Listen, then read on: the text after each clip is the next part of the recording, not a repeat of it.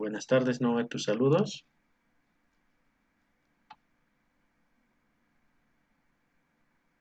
Ahora sí nos escucha, Noé. No sé si es mi micrófono. Estefanía. Sí, buenas tardes, doctor. Buenas tardes, compañeros. Ok, perfecto. Buenas tardes. Perfectamente recepcionado. Bueno, vamos a iniciar, ¿no? Con un nuevo tema relacionado a la asignatura de neumología. Vamos a ver hoy el absceso pulmonar y las bronquiectasias. ¿Todo listo, Mauricio? Sí, doctor. Muy bien, perfecto. Entonces empezamos. A ver, les comparto la presentación.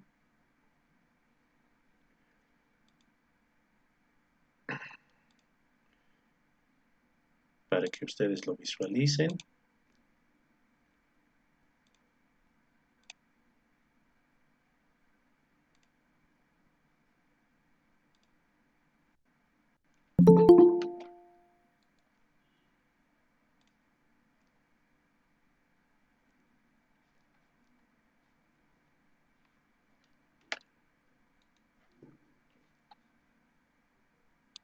Ahora sí. Bueno, empezamos con el tema de absceso pulmonar.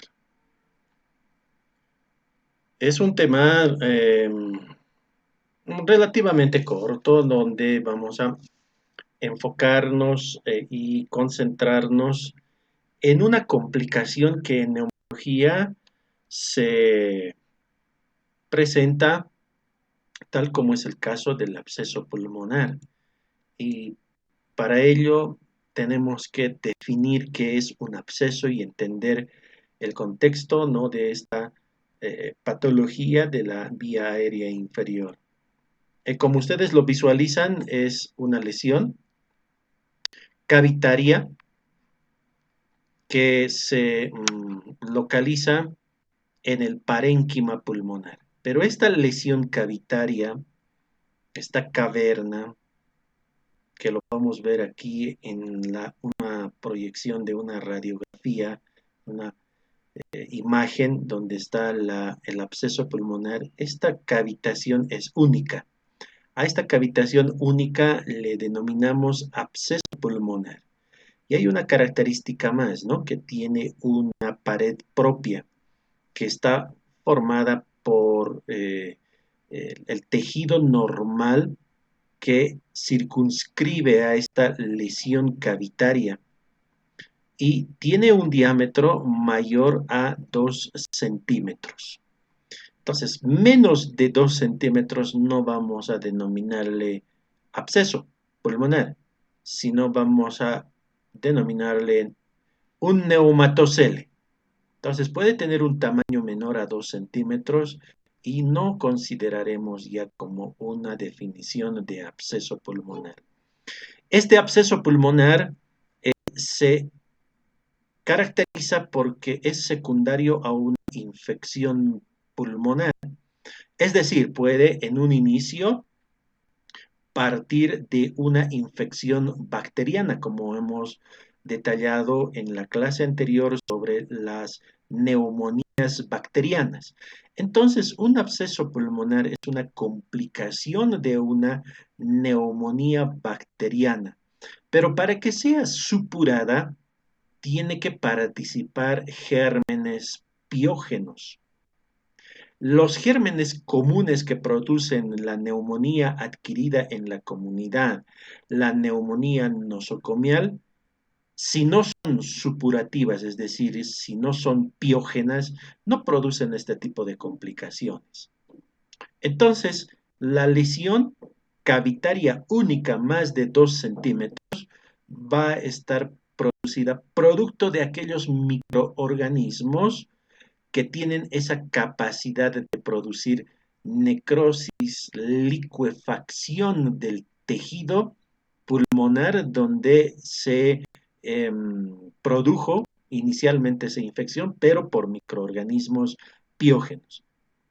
Entonces deja una lesión que en una radiografía o en una tomografía de tórax se caracteriza porque existe un nivel hidroaéreo.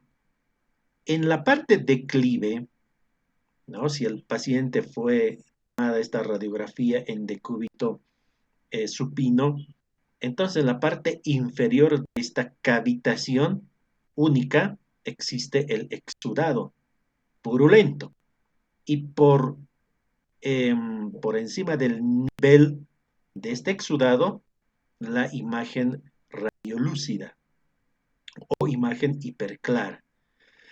Por lo tanto, esta lesión cavitaria única se caracteriza porque tienen un nivel hidroaéreo. La diferencia ahora entre neumonía necrotizante y absceso pulmonar es netamente académica. Y por lo tanto se trata de un mismo proceso. Hemos indicado que puede iniciarse este absceso pulmonar frente a una infección por microorganismos piógenos, absedificantes, que sean absedificantes, que sean necrotizantes, que tengan esa característica estos microorganismos. Por lo tanto, va a ser diferente, ¿verdad? Diferente a una infección bacteriana por gérmenes comunes. Bien, entonces hemos definido qué es un absceso pulmonar. Y ahora veremos cuáles son esos microorganismos causantes del absceso pulmonar. Como pueden ustedes visualizar, existen diferentes microorganismos, una variedad, y estas las diferenciamos del resto que conocemos de la etiología de las neumonías bacterianas. El 85 al 93% de los casos de absceso pulmonar son causados por los gérmenes anaerobios. ¿Cuáles son los gérmenes anaerobios de toda esta lista que ustedes lo están visualizando? Tenemos a estos bacilos gram negativos. ¿Ya? Son anaerobios, por ejemplo, el Bacteroides fragilis, el Fusobacterium nucleatum, etc. También tenemos a los cocos gram positivos, como el Pepto-Streptococcus anaerobius. Entonces, podemos afirmar que la etiología en un 85 hasta un 93% está causado por microorganismos anaerobios. ¿Y dónde están ubicados estos anaerobios? Están presentes generalmente en la boca séptica. Ya están en la boca séptica. ¿Qué quiere decir esto? Que una caries dental no tratada o un absceso dentario no tratado, o en general podemos decir una enfermedad periodontal, va a estar colonizado por estos gérmenes anaerobios. Entonces, no solamente los anaerobios producen el absceso pulmonar, también están los aerobios, como el Streptococcus pneumoniae, pero el tipo 3, es decir, el serotipo 3, o el Staphylococcus aureus, la productora de la leucocidina de Panton, Valentine. Es decir, estos gérmenes, estos microorganismos aerobios, tienen también alguna de sus serotipos una capacidad de producir un absceso pulmonar. Por lo tanto, en la flora bacteriana, no existe estos microorganismos normalmente. Pero ya en una boca séptica existirán estos microorganismos detallados, visualizados acá en la diapositiva. Y prácticamente serán pues la flora bacteriana presente en estos tipos de pacientes, en estos casos de pacientes con una boca séptica. Normalmente existe una flora bacteriana oral, ¿no? Gran parte de ellos son aerobios, ¿no? Microorganismos aerobios, causantes de las neumonías bacterianas. Hemos indicado que en la patogenia de una neumonía adquirida en la comunidad se va a producir principalmente por microaspiraciones. ¿De dónde? De las secreciones orofaringeas. Ahora, cuando existe una boca séptica, ya sea con caries dental, con abscesos dentarios o en general una enfermedad periodontal, gran parte de ellos son anaerobios. Entonces hemos indicado más del 80% de los casos está causado por gérmenes anaerobios, el absceso pulmonar. Y detallaremos entonces, se denominan bacilos gram negativos a la Provetela melanogenicus, al Bacteroides fragilis, al Fusobacterium nucleatum, al Bacteroides urealeticus. Son gérmenes bacilos gram negativos productores del absceso pulmonar. También existen cocos gram positivos, como el Peptu-Streptococcus anaerobius. Las bacterias aerobias facultativas, que son cocos gram positivos, el estreptococo del grupo Viridans. Y las neumonías asociadas al ventilador, esto no es... no son, esto es de la anterior diapositiva, es que se ha mezclado acá, no lo he borrado, por lo tanto lo vamos a eliminar, ¿no? Para que no tenga otros gérmenes aerobios.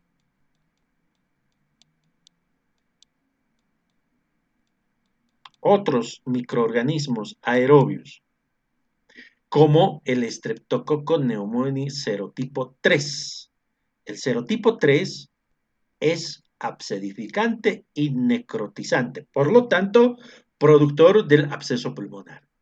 El Staphylococcus aureus, productora de la leucocidina, abscedificante, necrotizante, y algunos serotipos de Haemophilus influenzae.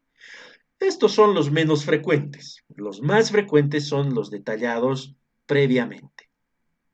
En general, las infecciones bacterianas son polimicrobianas, ¿no? Algunas revisiones indican que existe 50% de aerobios y 50% de anaerobios, pero la mayor parte son anaerobios. Dentro de los aerobios están estos microorganismos que están en la última lista de los agentes etiológicos del absceso pulmonar. Bueno, entonces, podemos encontrar gérmenes anaerobios, ¿sí? Por el gran porcentaje, ¿no? De microorganismos que colonizan esta boca séptica de los pacientes y causantes del absceso pulmonar, que desde luego nos va a dar la patogenia por las microaspiraciones de estas secreciones que existen en la orofaringe, colonizadas o presentes estos microorganismos en estas condiciones, ¿no? De tener un absceso dentario, por ejemplo. Bien, entonces hemos entendido hasta este momento que las neumonías adquiridas en la comunidad, las neumonías nosocomiales o las neumonías asociadas a la ventilación mecánica son otros gérmenes, son otros microorganismos. Ahora en el absceso pulmonar tienen otra característica de microorganismos que producen la enfermedad del absceso pulmonar. Vamos a la patogenia, es decir, el mecanismo por la que se produce el absceso pulmonar. ¿Y cuál será? La más frecuente son por las microaspiraciones o las aspiraciones orofaringeas. Entonces, tenemos la presencia de la boca séptica como primera situación para que se produzcan las aspiraciones. Una caries dental, un absceso dentario, hace que los microorganismos, ¿no?, al ser aspirados en situaciones donde existan trastornos o alteraciones del estado de la conciencia o anomalías, ¿no?, en la parte de la deglución, ¿no?, se produzca el absceso pulmonar como un mecanismo patogénico por esta alteración del estado de la conciencia, por enfermedades neurológicas en la deglución o alteraciones del estado de la conciencia en general, anomalías de la vía aérea, anomalías gastroesofágicas, por ejemplo, la acalasia, la presencia de divertículos esofágicos, donde se encuentran estos microorganismos, o podemos realizar también las aspiraciones o las microaspiraciones por manipulación de instrumentación endoscópica de la vía aérea y podemos con la boca séptica del paciente arrastrar los gérmenes y producir como un mecanismo patogénico el absceso pulmonar. Eso es lo que se conocería más o menos como una neumonitis aspirativa, ¿no?, por una instrumentación, por un procedimiento endoscópico de la vía aérea. Otro mecanismo patogénico está la obstrucción bronquial. Desde luego, la obstrucción puede ser intrínseca o extrínseca. Intrínseca, por ejemplo, un adenoma bronquial, una lesión que esté obstruyendo la luz del bronquio,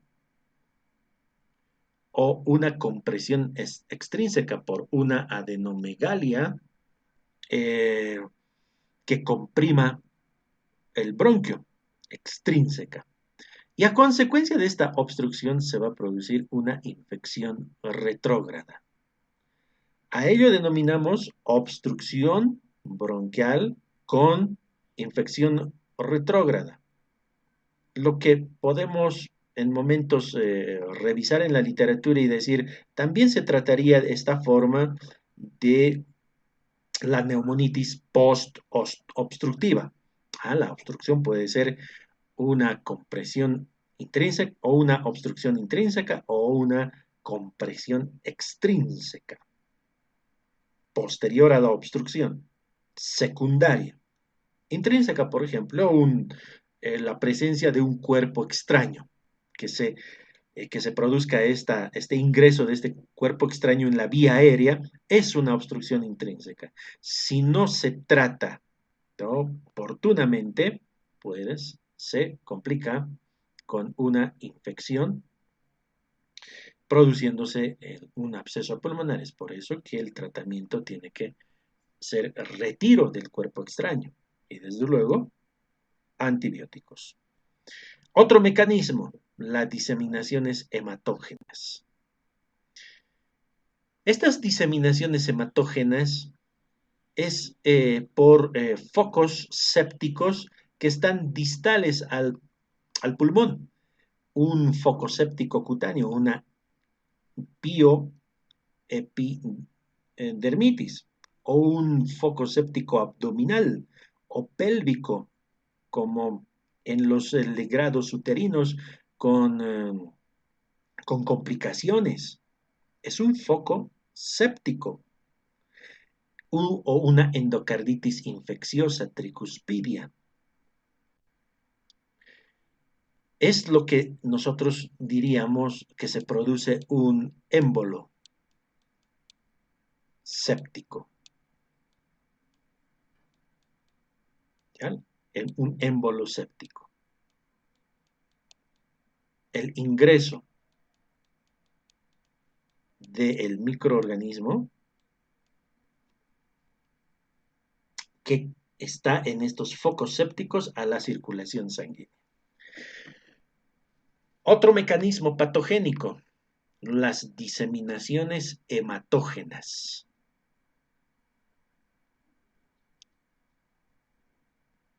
Ya hemos mencionado, ¿no? Por contigüidad. Mecanismo patogénico por contigüidad. ¿Qué implica? Focos infecciosos que están próximos al parénquima pulmonar. Es caso de un absceso subfrénico, un absceso piógeno subfrénico. O un empiema que se produce en el espacio pleural. Es por contigüidad, porque puede fistulizarse, abrirse al parénquima pulmonar y producir un absceso pulmonar. Son los 4 mecanismos patogénicos para la producción de el absceso pulmonar, la explicación de cómo se produce esta infección pulmonar, grave, desde luego. Y el cuadro clínico lo resumimos de esta manera. La característica que el paciente tiene que mencionar es la presencia de la tos, pero productiva y de aspecto purulento. La purulencia puede ser confundido con cualquier otro germen común, ¿no? Pero esta tiene que ser fétida. Por lo tanto, la expectoración es maloliente porque son gérmenes piógenos como el anaerobio. Y pues eso hace que la fetidez sea muy notoria, ¿no? Muy evidente incluso para el paciente. Y para el clínico que realiza la evaluación, el examen físico de la cavidad oral, es realmente fétida. El inicio de esta instauración, ¿no? de esta tos productiva purulenta y fétida es lenta, es insidiosa, es progresiva, es de semanas a meses. Es parecido como a una infección por Mycobacterium tuberculosis, ¿no? En una tuberculosis pulmonar, pero la característica no es que la tuberculosis sea fétida, ¿ya? Sino en el tiempo, ¿no? Que es muy lento, progresivo, y pues cuando se instala esta infección tiene estas características. A veces la fiebre se torna muy parecida a la infección por Mycobacterium tuberculosis, se presenta con fiebre a predominio vespertino, con diaforesis, mostrando un cierto grado de un síndrome tóxico infeccioso, con pérdida de peso, anorexia, adinamia, ¿no? Que son componentes muy importantes del síndrome tóxico infeccioso. El absceso pulmonar se presenta de esta manera también. Pero lo más importante es la tos con expectoración purulenta y fétida. ¿Por qué? Está presente los anaerobios. Entonces, al estar presentes los anaerobios, eliminan el gas metano y otros gases que le dan esa, esa característica pútrida en el aliento del paciente. Acompañado de la disnea, esto va a depender mucho de la magnitud de la lesión que abarque en el parénquima pulmonar. Al ser única, la disnea es leve a moderada. Y dolor torácico. El dolor torácico, si está en contacto con la pleura, será un dolor de tipo pleurítico, que a veces este dolor torácico puede ser indicativo de un empiema pleural. Pero cuando está próximo y periférico el absceso, en contacto con la pleura se da el dolor pleurítico. ¿Y qué más? La fiebre. Entonces podemos decir un absceso pulmonar. ¿Qué otras características podemos encontrar en un paciente con absceso pulmonar? Al examen físico en los pulmones. En la inspección será normal, la palpación, si tenemos eh, una, un detalle que identificar por el tamaño del absceso, a veces está normal. Es pequeño el absceso, 2 centímetros, 3 centímetros. Pero cuando es más, ya va a existir una disminución, ¿no?, de las vibraciones vocales. A la percusión puede haber matidez, a la auscultación, abolición, disminución del murmullo vesicular. Pero en las etapas iniciales de una neumonitis previa al absceso pulmonar, estertores crepitantes, si existe esta purulencia, puede haber roncus, ¿no? A veces la fase inicial de una fase neumónica, ¿no?, hay un soplo tubárico, pero hay que tener muy en cuenta que en el examen físico segmentario se debe identificar el examen en la orofaringe, prácticamente en la cavidad oral, en la boca. ¿Qué tengo que identificar ahí en el examen físico? La presencia de caries, de abscesos, es decir, una boca séptica, que me dará una, un parámetro que me da un dato para diagnosticar un absceso pulmonar. ¿No? Con el tiempo, ¿no? Porque hemos dicho que es de semanas a meses, no es de días, no es agudo. Evidentemente agudo es cuando se produce la neumonitis inicial, como cualquier proceso infeccioso bacteriano. A ver, ¿dónde está Álvaro? ¿Todo claro acá? ¿Hasta acá, Álvaro? Sí, doctor. Conforme, dice. Estefanía, Sí, doctor, claro. bien.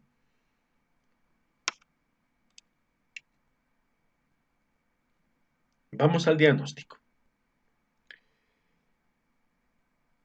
Como todas las otras infecciones que hasta el momento hemos visto en el parénquima pulmonar, existen criterios.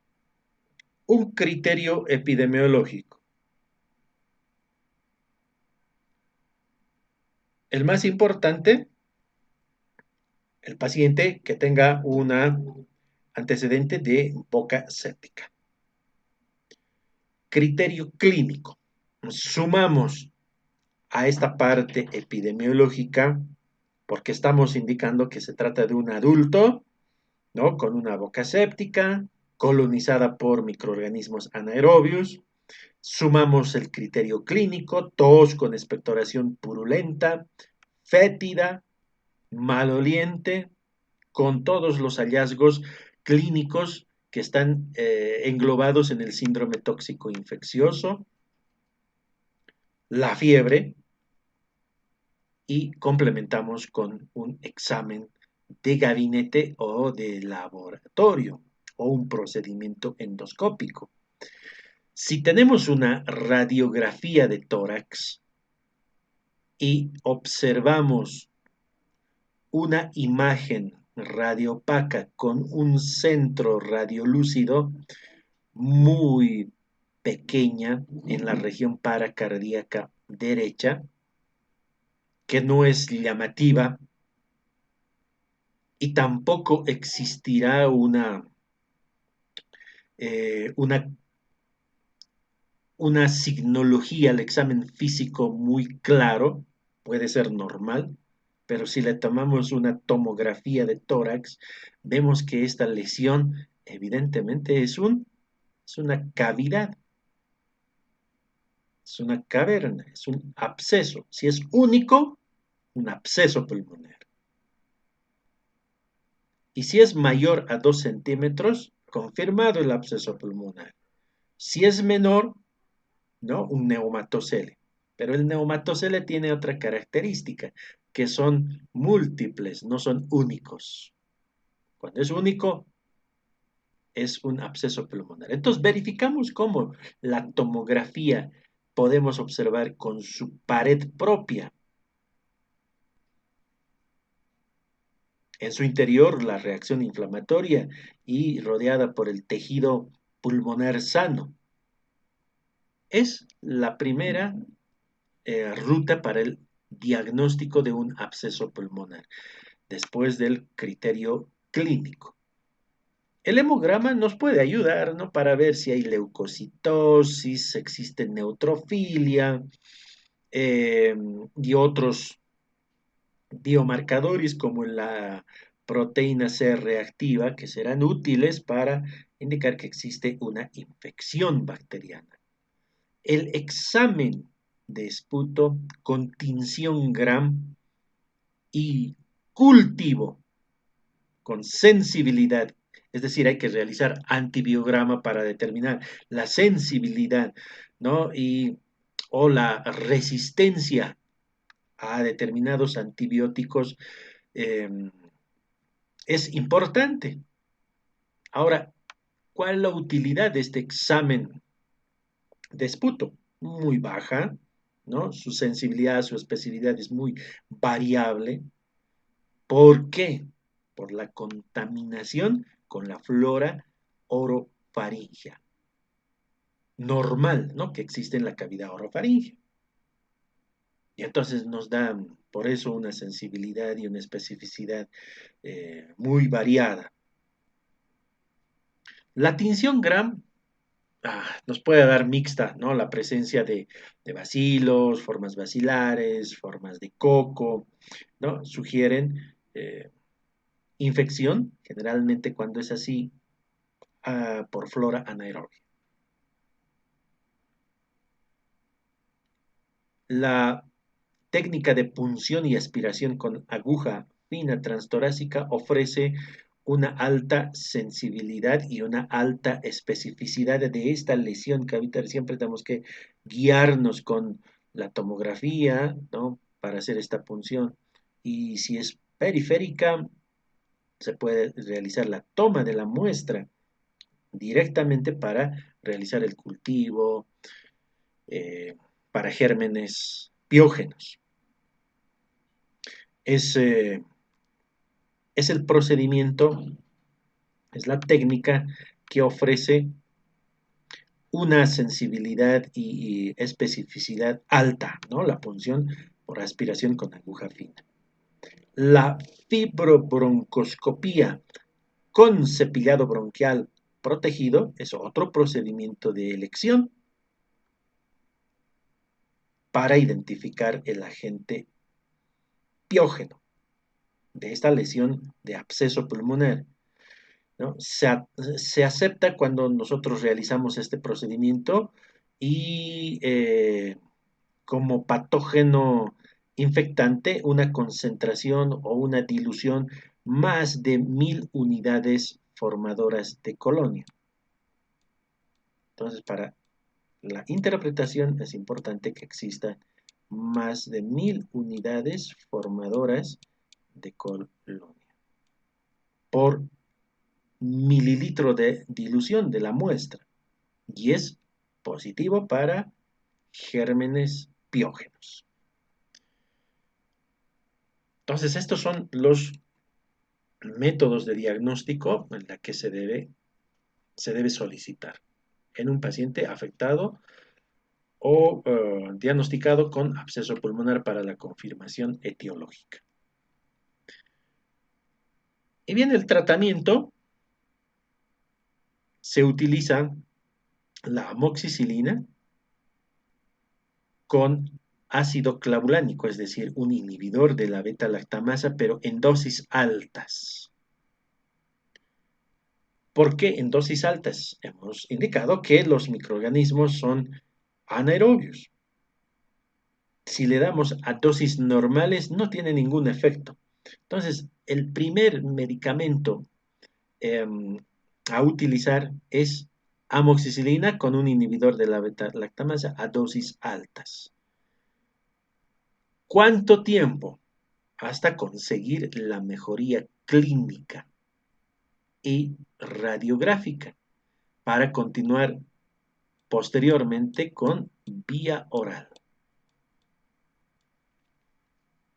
Y el tratamiento en estos casos es demasiado prolongado, 6 a 8 semanas.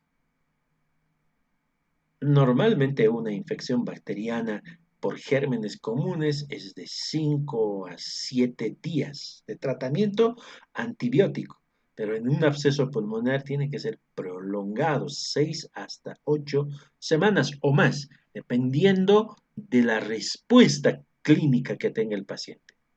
Otra alternativa es la clindamicina. La clindamicina es un antibiótico para gérmenes anaerobios, pero no así para los aerobios. Por eso tiene esta limitante. Si pensamos, ¿no?, desde el punto de vista etiológico que es más frecuente los anaerobios, utilizamos clindamicina 600 miligramos intravenosa cada 8 horas, luego de la mejoría clínica y radiográfica, continuar por vía oral, ¿no? 300 miligramos cada 8 horas. Otra alternativa, ertapenem. Un carbapenem, 1 gramo intravenoso cada día. O moxifloxacino, una quinolona, 400 miligramos vía oral cada día, porque el moxifloxacino tiene acción contra los gérmenes anaerobios, además contra gérmenes aerobios. Un excelente medicamento, al igual que el ertapenem. Ahora, si está presente en esta flora bacteriana y se identifica mediante el cultivo y el antibiograma, mediante el cultivo de esputo, mejor si se produce, si se toma por punción aspirativa con aguja fina, transtorácica, y está la pseudomona, el imipenem sería el antibiótico que elijamos de elección, o la piperacilina con tazobactam, en caso de que la infección sea por pseudomona.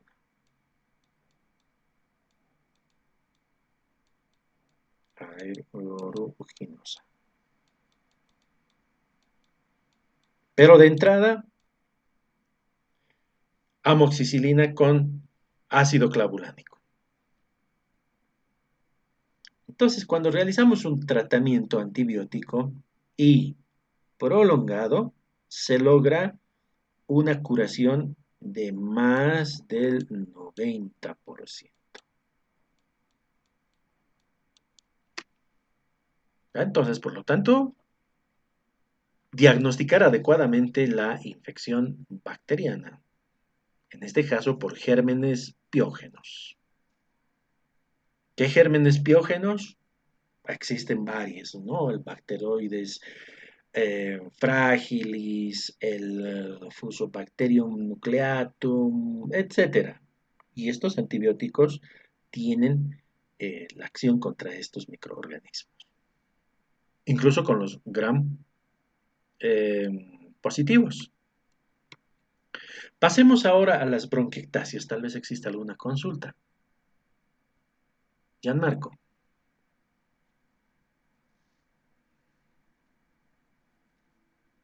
Todo conforme, dice Gianmarco. Johan.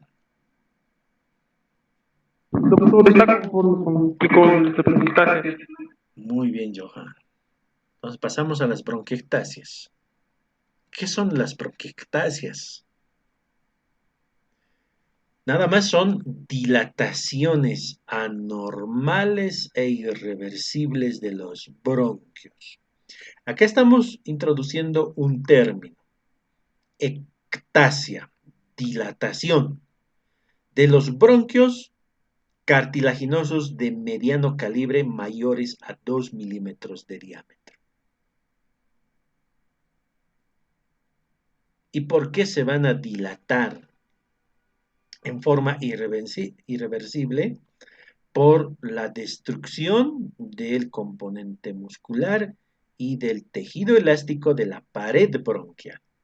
No olvidemos que la pared bronquial, aparte de tener su estructura cartilaginosa, los de mediano calibre y de tamaño grande, ¿no? Como los bronquios principales, los bronquios lobares, pierden este componente muscular y tejido elástico, secundaria siempre a una infección bacteriana crónica o puede ser frente a alteraciones inmunológicas.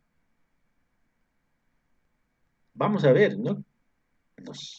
La clasificación de las bronquiectasias en la parte, ¿no?, de la etiopatogenia. Entonces, por lo tanto, las bronquiectasias se caracterizan porque existe esta dilatación irreversible, permanente, secundaria en general a una infección crónica, por ejemplo, la tuberculosis pulmonar en nuestro medio. Entonces, todo paciente con tuberculosis pulmonar que cumple el tratamiento y se cura, deja irremediablemente lesiones denominadas bronquiectasias. Ahora, también en el momento actual de la pandemia de la COVID, al producirse una reacción inflamatoria y posteriormente fibrótica por retracción, se pueden producir también bronquiectasias. Bien. Entonces, la definición de bronquiectasias está clara. También existen bronquiectasias reversibles. Estas son las que nosotros vamos a abordar, las bronquiectasias irreversibles. Pueden existir bronquiectasias reversibles, secundarias a procesos inflamatorios agudos. Por ejemplo, una traqueobronquitis es una inflamación aguda y puede cursar con bronquiectasias reversibles, que se resuelve en 3 o 4 meses. O también otro ejemplo, una neumonía bacteriana puede producir bronquiectasias. Es el caso también de otro ejemplo de una neumonía viral por SARS-CoV-2, que no está muy bien estudiado, ¿no? Puede producir unas bronquiectasias transitorias o a veces definitivas, dependiendo de la reacción del proceso inflamatorio. Otras bronquiectasias reversibles, las atelectasias pulmonares, que al resolverse en 3 o 4 meses se quedó sin lesión de una bronquiectasia verdadera, ¿no? Las que nos interesan son las bronquiectasias irreversibles.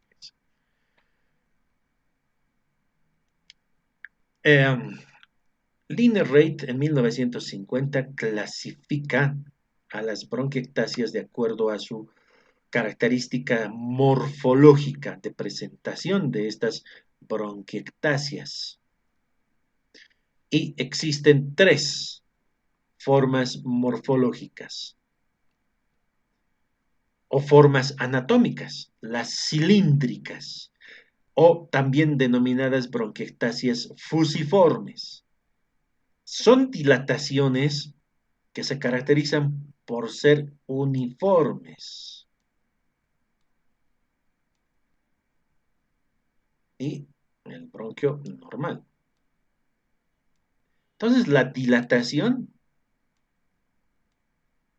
es uniforme. Por eso se denomina bronquiectasias cilíndricas o fusiformes, ¿no? Como lo ven estas dilataciones. La característica es que tienen esta dilatación, ¿no? Por destrucción del componente muscular y elástico de la pared del bronquio y bruscamente terminan y bronquio normal.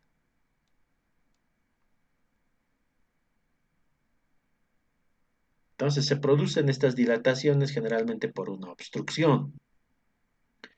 Ya vamos a ver, ¿no? Una obstrucción, una patogenia. Y retrógradamente se produce una dilatación. Bronquiectasias cilíndricas. Bronquiectasias saculares. Acá están las bronquiectasias saculares. O quísticas.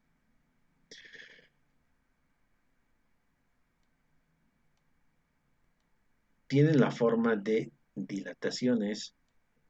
Puede ser de una pared del bronquio, y se forman estas dilataciones saculares o quísticas, como estas lesiones, ¿no? Quísticas.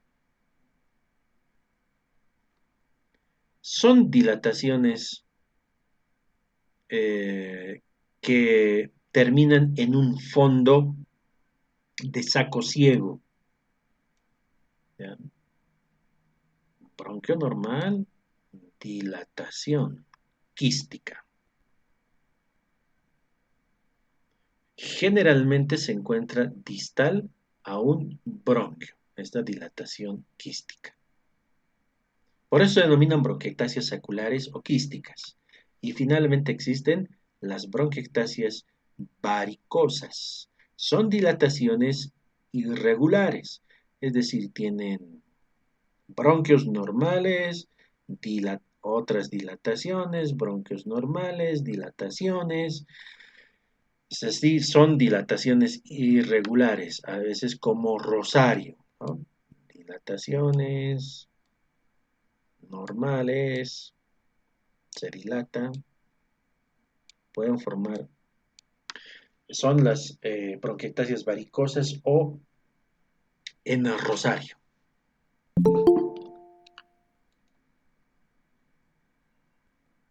Bueno, está la clasificación de Reid, morfológica o anatómica, 3 tipos. Etiología.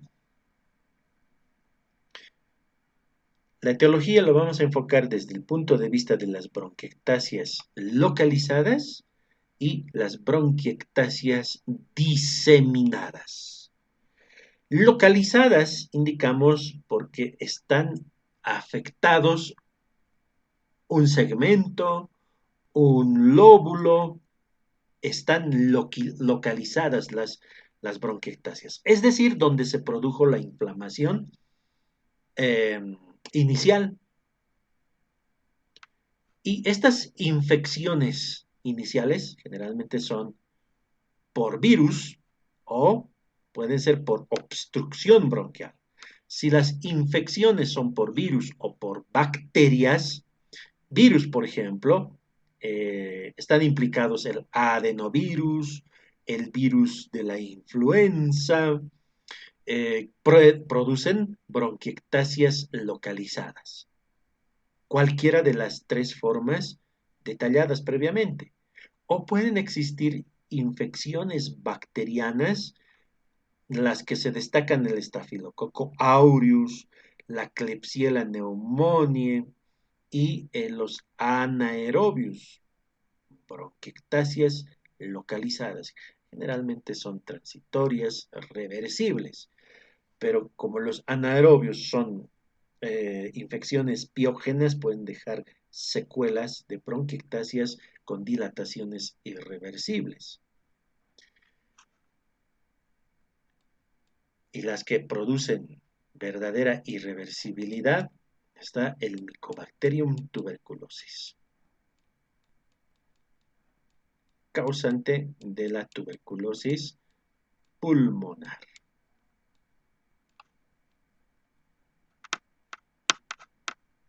Ya tenemos las infecciones.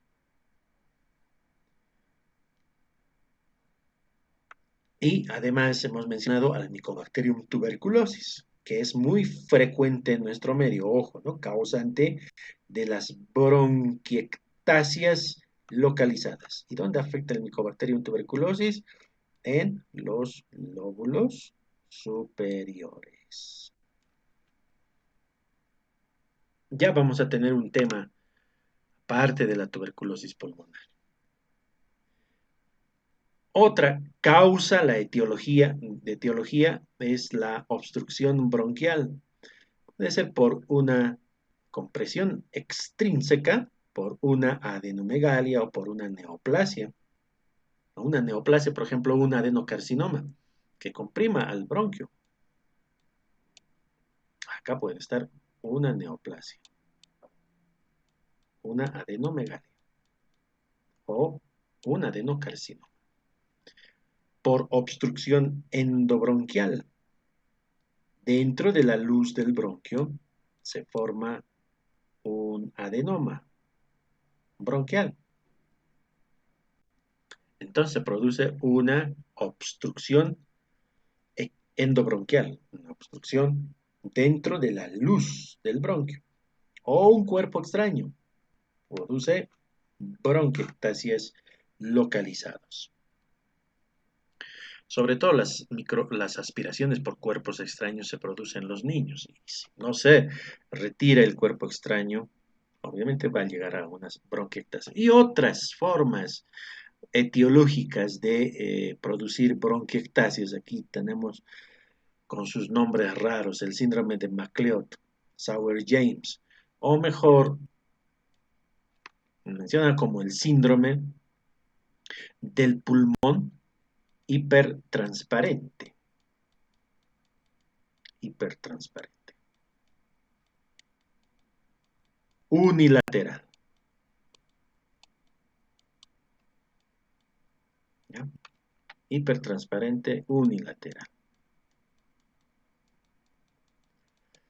Bronquiectasias son estas bronquiectasias congénitas. Generalmente congénitas de tipo quística. Y se acompaña con otras, ¿no? Bronquiectasias, existirá bronquiectasias, por lo tanto, en el síndrome de MacLeod o en síndrome del pulmón hipertransparente unilateral, bronquiectasias y además hipoplasia de la arteria pulmonar. Otras causas de producir bronquiectasias, el secuestro pulmonar. La atelectasia postoperatoria.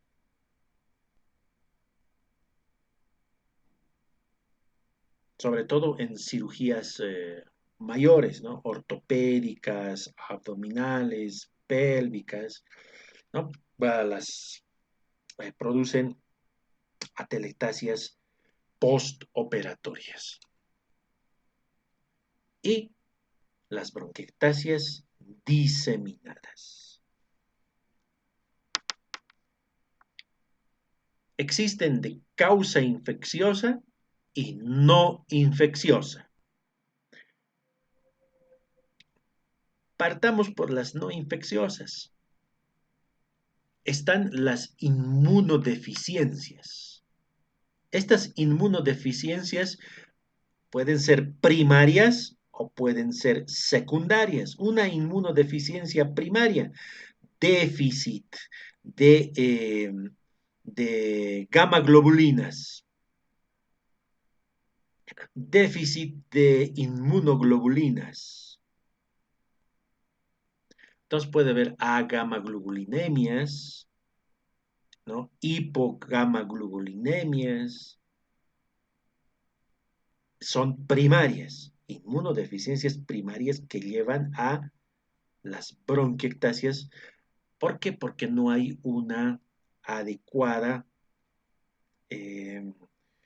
limpieza mucociliar. Sabemos que los bronquios tienen en su estructura glándulas submucosas. Cuando existe este trastorno, esta inmunodeficiencia primaria, por lo tanto se altera este aclaramiento mucociliar. Secundarias pueden ser una inmunodeficiencia a la infección por el virus de la inmunodeficiencia humana, el VIH, o una alteración de la inmunodeficiencia secundaria a la disfunción de los linfocitos B, o un tratamiento inmunosupresor que recibe el paciente. Es una inmunodeficiencia secundaria y por lo tanto predisposición a infecciones bacterianas y como consecuencia formación de por las infecciones bronquiectasias. Entonces, no infecciosas son las inmunodeficiencias. La fibrosis quística, la más estudiada, ¿no? Por la deficiencia de la proteína transportadora de la transmembrana de la fibrosis quística.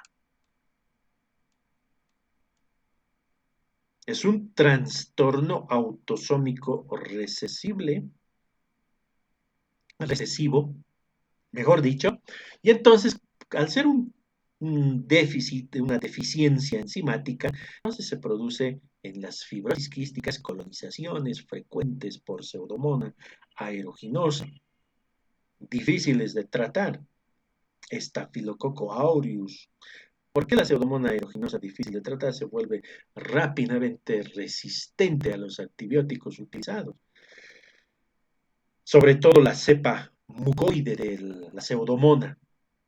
También en la fibrosis quística puede colonizarse por Staphylococcus aureus, Haemophilus, Escherichia coli, incluso gérmenes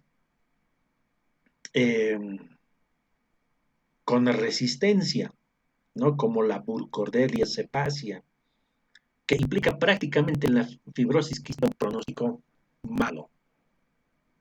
Entonces, es infecciosa por una deficiencia de la proteína transportadora de la transmembrana de la fibrosis quística. No infecciosa. Las disemias ciliares primarias. ¿No? Tenemos el síndrome de Cartagener. El síndrome de Cartagener cursa con bronquiectasias, ¿ya? Cartagener, situs inverso y discinesia ciliar. El síndrome de Jung. Síndrome de Jung cursa con discinesia ciliar primaria, bronquiectasias y azospermia obstructiva. Otras enfermedades congénitas, por eso decimos no infecciones, no están relacionados con la infección. El síndrome de Williams-Campbell, que nada más que es la ausencia de los cartílagos bronquiales. El síndrome de Muir-Kuhn, que nada más que es una dilatación traqueobronquial congénita. El síndrome de Ehlers-Danlos, que nada más que es una alteración del tejido conjuntivo, por lo tanto, bronquiectasias, y además tienen los pacientes hiperelasticidad de sus articulaciones. Son demasiado flexibles, ¿no? Con el síndrome de Ehlers-Danlos.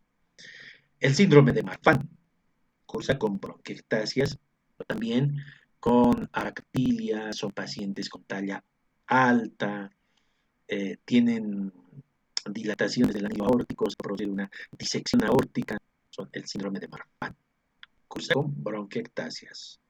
El síndrome de las uñas amarillas. Se dice así porque sus uñas son amarillas, ¿ah? Y tienen además linfedema y derrame pleural.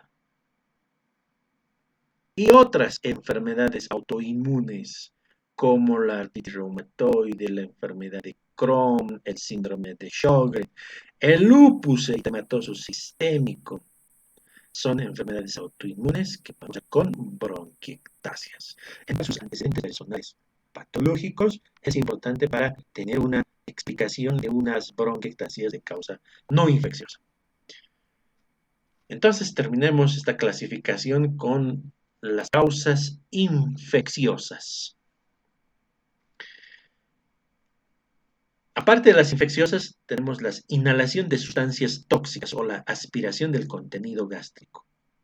También nos pueden producir bronquiectasias por irritación química, ¿no?, de la mucosa bronquial.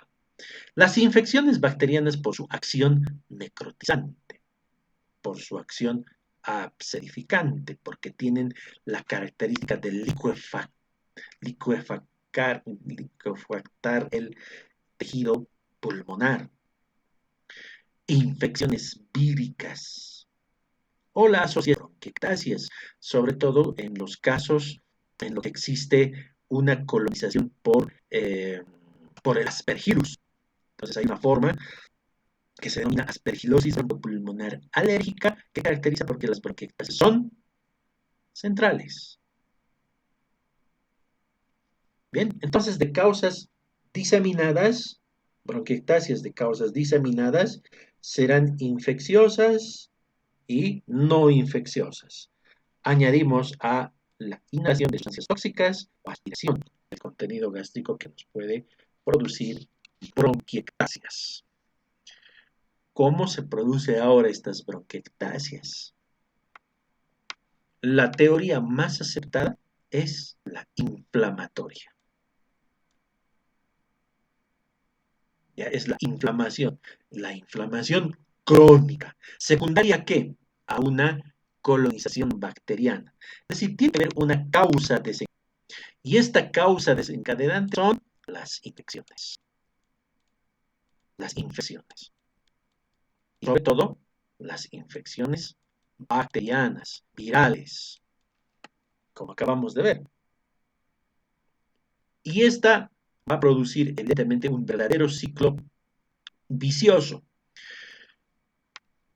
Mayor colonización bacteriana, mayor secreciones bronquiales por el proceso inflamatorio infeccioso y mayor liberación de mediadores inflamatorios. La teoría del círculo vicioso. Entonces, los microorganismos bacterianos, virales, producen sustancias, ¿no?, secundarias, liberación a partir de las células inflamatorias, mediadores inflamatorios. Pueden liberarse proteasas como las elastasa, la mieloperoxidasa, y producen disminución, alteración del aparato mucociliar.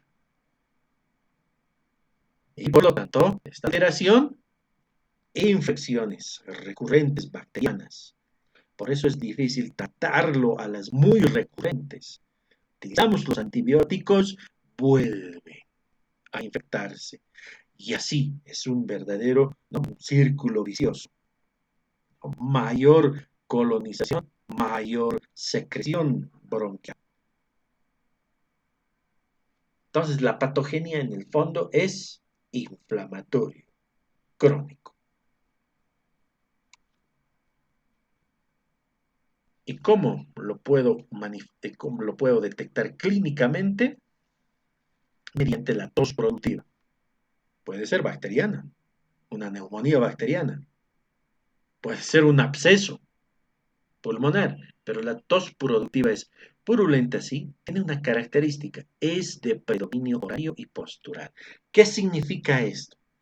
Que generalmente cuando el paciente se cambia de posición, y esto se evidencia mucho en los pacientes que tienen lesiones dilatadas, las lesiones dilatadas en los lóbulos superiores, cuando se descansa durante la noche, traen decúbito dorsal o decúbito lateral, y al despertar en la mañana existe una gran expectoración, una gran eliminación de las secreciones bronquiales. y pueden ser incluso verdaderos moldes de bronquios, ¿no? Verdaderos moldes de bronquios que se expectoran, por eso tiene predominio horario y postura. Cambian, ¿no? En la postura la eliminación de estas secreciones bronquiales. La disnea, muy variable, dependiendo de la afectación. Si es localizada, la disnea no va a ser muy marcada. Si es generalizada, las bronquiectasias están en ambos pulmones, la disnea será marcada, muy evidente. Ahora, ¿se pueden asociar a hemoptisis y hemoptoicos por la formación de neovasos? Sí. ¿Ya? Entonces, eso es un signo de alarma, la presencia de hemoptoicos o hemoptisis. Entonces, tos con expectoración purulenta, con predominio horario y postural, más otros síntomas que pueden acompañar bronquiectasias. Por ejemplo, en las bronquiectasias, el signo al examen físico segmentario se puede evidenciar en la parte distal de las extremidades superiores, las uñas en vidrio del reloj, o los dedos um, en acropaquia, o el palillo de tambor.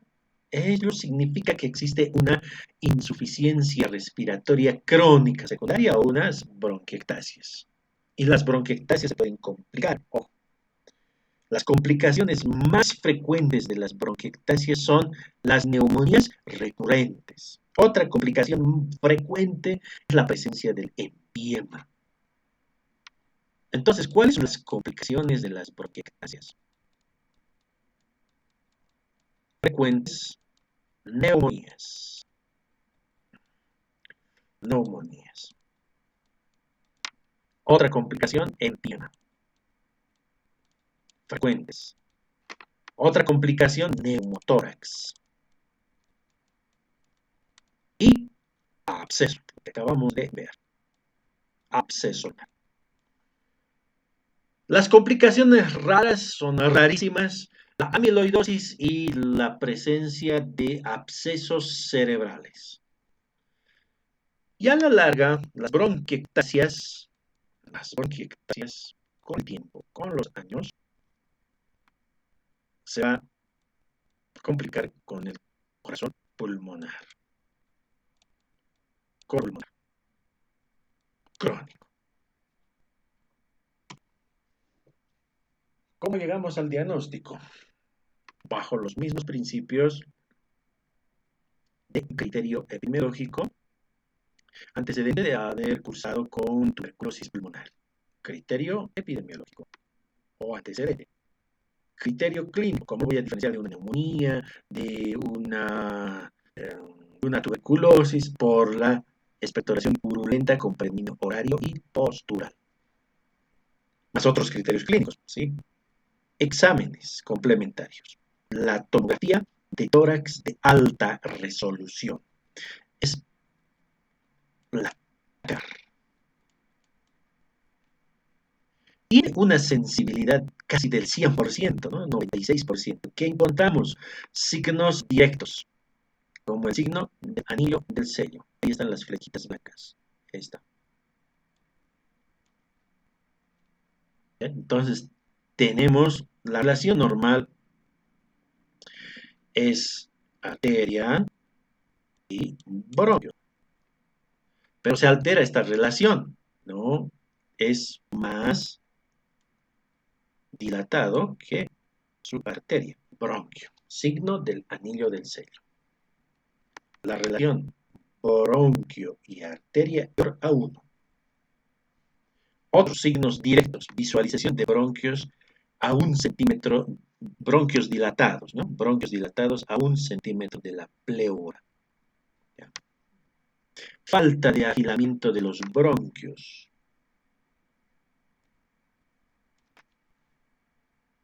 Signos directos. Signos indirectos. Nódulos en árbol de brotes o en árbol de gemación. Generalmente están en la parte periférica como gemación, ¿ya? De los frutos de un árbol, ¿no? Por eso se dice signos indirectos. En atacar. Engrosamiento de la pared bronquial. Entonces puede estar engrosado la pared bronquial. Dilatado y engrosado. Signo indirecto. Indirecto también, patrón en mosaico. O panalización, o en panal de abejas, o las dilataciones bronquiales. Y esta es la forma muy severa. Y en consecuencia, las alteraciones que se producen en la arquitectura de los bronquios de mediano calibre llegarán pues, a producir una disminución del volumen pulmonar. En este caso, la radiografía como método complementario no tiene una sensibilidad muy buena. Puede ser normal hasta en un 20%. Pero a veces podemos observar algunos signos radiológicos, como ser el signo de tranvía. Bronquio dilatado, engrosado, como las vías de tren, ¿no? En, en, de vías de tren, ¿no? Dilatados. A veces también podemos observar en la radiografía este signo del anillo del sello, ¿no? Bronquio dilatado con su arteria. No es muy específico la radiografía, pero vamos a ver estos. Son prácticamente poco específicos y poco sensibles. Y el tratamiento. ¿Cómo realizamos el tratamiento? En base a 3 pilares. Eliminar la obstrucción bronquial si existe. Si existe un cuerpo extraño, hay que extraerlo. Si existe una obstrucción intrínseca o por una neoplasia, la cirugía. Si es posible eliminar esa obstrucción bronquial, si existe una compresión extrínseca, también eliminar. Si existe esa posibilidad. Otro, mejorar la eliminación de las secreciones mediante los denominados drenajes posturales o drenajes respiratorios. Los drenajes posturales. Esto va a depender mucho del lugar de la lesión, las bronquiectasias. Si está en los lóbulos superiores, entonces el drenaje más adecuado es que se encuentre en posición de sentado, que es ya espontáneo esta forma de eliminación. Solamente vamos a ayudar con movimientos percutorios, ¿no? En el dorso del tórax o en la pared anterior del tórax. Es un drenaje postural. Cuando se encuentra en los lóbulos inferiores, entonces acá tiene que ser el drenaje postural boca abajo. Es decir, el tronco elevado y la cabeza baja. Si se encuentra en el lóbulo medio, por ejemplo, en el lóbulo medio, entonces en el cúbito lateral izquierdo. Los drenajes posturales mejoran la eliminación de las secreciones. Es muy propia de los drenajes respiratorios que nos ayudan, ¿no? el fisioterapeuta. Y entonces las diferentes posiciones facilitarán la eliminación de esas secreciones purulentas, causantes de la inflamación crónica y tratamiento antibiótico. Los antibióticos tienen que ser de amplio espectro. Entre ellas tenemos la amoxicilina con el ácido clavulánico. Y el tratamiento antibiótico dura 14 días hasta 4 semanas. ¿Qué pasa si no se resuelve la infección bacteriana? Sucede muchas veces por resistencia o porque no hay un efecto en la curación, en la respuesta. Entonces tenemos que recurrir a la cirugía si es factible este tratamiento quirúrgico. Sobre todo las bronquiectasias localizadas tienen indicación quirúrgica. ¿No? Médicamente no podemos tratarlo con antibióticos, entonces la indicación es quirúrgica, ¿sí? Siempre y cuando las bronquiectasias sean localizadas, ¿no? Para realizar una segmentectomía o una lobectomía, que a veces nos surge la cirugía porque se complica con hemoptisis y no hay otra situación en la parte quirúrgica, como una resolución de las bronquiectasias. Bien, terminamos la parte de el tema de absceso pulmonar y bronquiectasis.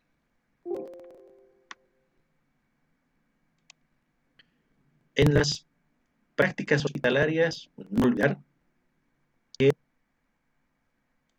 deben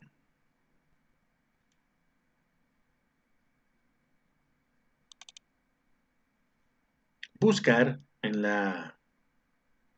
cualquier base de datos el tema relacionado al tema relacionado como es bronquiectasias y absceso pulmonar mediante un artículo científico. Y aprenderemos un poco más de los métodos de diagnóstico, de tratamiento, ¿no? Que implique y esté relacionado con el tema avanzado. Eso lo revisaremos en la parte práctica la siguiente semana, ya en el ámbito hospitalario. Sin más que decir, se despide Albert. Adelante, Albert. Gracias, doctor. Hasta luego, compañeros. Hasta la siguiente semana. Leonardo. Hasta luego, doctor. Hasta la próxima semana, doctor. Y hasta luego, compañeros. Muy bien. Y finalmente, por acá, a ver, dos damitas. Natalie. Hasta luego, doctor. Hasta luego, compañero. Gracias. Hasta luego. Y Estefanía. Hasta luego, doctor. Hasta luego a todos. Gracias, doctor. Hasta luego.